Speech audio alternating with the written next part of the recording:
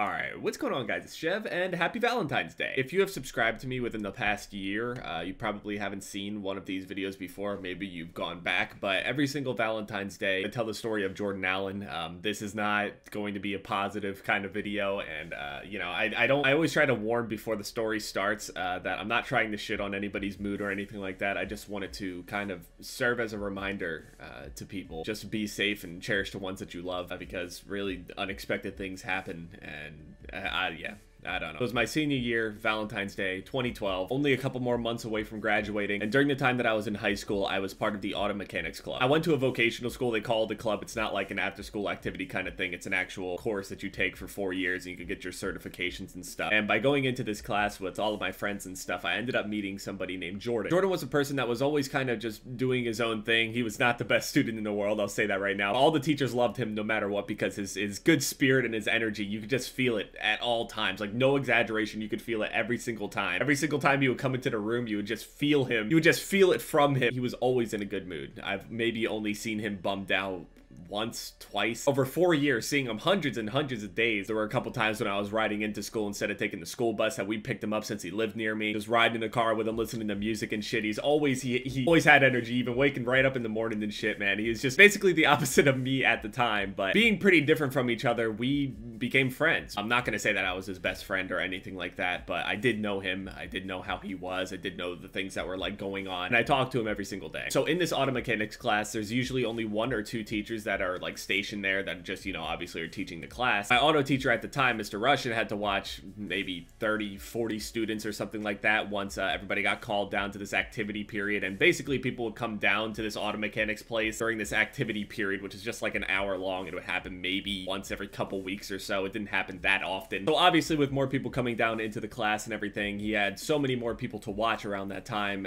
Also while, you know, trying to teach people and trying to work on cars and things like that, because he did work on cars separately in there. All the cars that came into the place weren't all like junker cars. Like, there were actual cars that needed to be fixed, and he would be spending his time doing that and stuff while we were doing our assignments and fixing things, doing tests and things. So everybody comes down during this activity period, and he's busy, and Jordan, being Jordan, he just decides like, hey, you know, I'm gonna get out of here. You know, I only have like an hour or so left of school, or maybe 2 hours. I can't really remember. And me hanging out there talking to everybody and stuff, he came up to me, and it was really strange because he's never done this to me before. Like, I never really saw this side of him before, but at the time he was dating this girl, and he came up to me and gave me this card, right? And he asked me to read it and tell me what he thought about it. And in this card, he's actually explaining his feelings for this one particular girl that he's been talking to or dating or whatever. And Jordan was never really the type of guy that would open up on like his really intimate feelings or relationships and stuff, especially to me. And when I read this card, it said all of these things about how much he cared about her, how much she makes him happy and stuff. And that was really rare to me because he was never like that with anybody else, just this one girl in particular. He asked me to read it, and I told him, yeah, man, this is really good. She'll love this. And I can't remember if the girl actually went to her school or if he left early to go and give it to her when she was getting out of the other high school. I can't exactly remember all of the details, but he decided that him and his friend were going to leave school early. And it's super easy to leave the school early since our teacher was so busy watching all these people and trying to do all of his own work. And it's super easy to just get up and leave the classroom or whatever, because it's just, as a bad student, I would know. So Jordan just decided, hey, we're gonna leave early. Him and his friend, they're gonna hop into the car and just, like, you know, be out of there. And the way that the school is set up, a lot of the students that have cars that are in the auto club are able to park around back. So when school's over, they could just, you know, walk out of the garage, get in their car, and drive out of there before all the buses. And he decided to leave early, and that's kind of the thing that has haunted me, is that I was talking to him on this day. He was in the passenger seat, somebody else was driving, and they were driving on this one country load. I've been to the crash site like multiple times. Where we live from the high school, I would say, is about 20 or 30 minutes out. So being in, like, you know, the middle of nowhere in New Jersey, the Pinelands, there's a lot of like winding roads and things like that. And the person that was driving the car, they ended up going around a bend, and to their left was a farm with a large fence, and to the right was also some more farms with fences. And I guess when they went around this bend, there was a lot of stories that were thrown around because a lot of people were really angry with the person that was driving the car. It was just a giant mess. At some point, the person that was driving ended up losing control of the vehicle. It ended up swerving off of the road, went into this field, and ended up crashing into like this large wooden fence. And when they crashed into this fence, a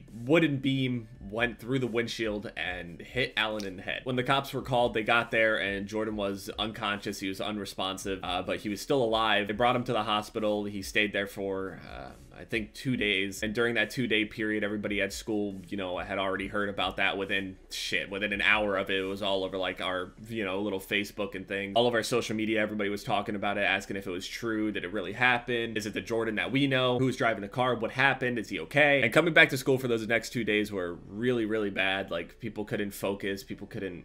It was so bad. People that I never even spoke to were coming up to me, like talking to me about it, and just it's really strange. The atmosphere was so weird. It's weird because it was something I've never experienced before. During those couple days where we were sitting around waiting for more information, he had no brain activity, nothing whatsoever, and eventually his family decided that, you know, he's not gonna make it. So they ended up taking him off of life support. And everybody that was already wearing like their little from the print shop, they had like these little badges and stuff saying like "Stay strong, Jordan. You're in our thoughts" and everything. People were so upset, and so many people knew him, and so many people were affected by it, that like our classes, all of the senior classes, even the ones that he wasn't in, weren't even like operating for the next few days. It was just, they brought all of us that knew him and everybody that was in auto with him into rooms to talk about it and shit, because people were crying and people couldn't. It was so fucking bad. The whole place is just eerie. That was the first time that I've ever spoken to somebody, knew somebody, especially that young. He was 17 years old. 17. He didn't even get to graduate. He didn't even get to turn 18. He didn't get to do any of that. Reading all these articles about it, about all the things that he enjoyed and the people that he was friends with, they don't even do it justice. Like, it's such a small generalization for somebody. I can't expect all of these articles to have all this information to even explain. Reading these articles for them just to give like a TLDR on somebody's life within a paragraph is just, they don't do it justice. They don't explain how he was or who he was, and that's why I try to tell his story as best I can. And obviously I can't tell it nearly as well as people that were even closer to him than I was, or his family. I think about him each and every single day. Valentine's Day is supposed to be this day where, you know, supposed to be this lovey-dovey day where you're supposed to spoil the people that you love, and this day for me is always going to be something that shapes who I am. Completely changed my view on life, and I'm gonna try to do the best I can to let all of you guys know that life is short. Things happen that shouldn't happen. Life isn't fair, and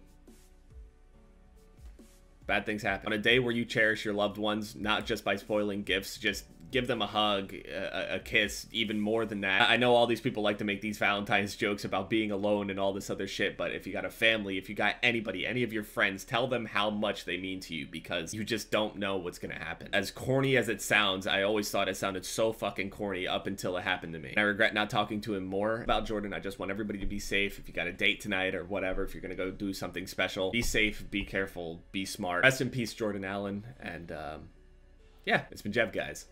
Later.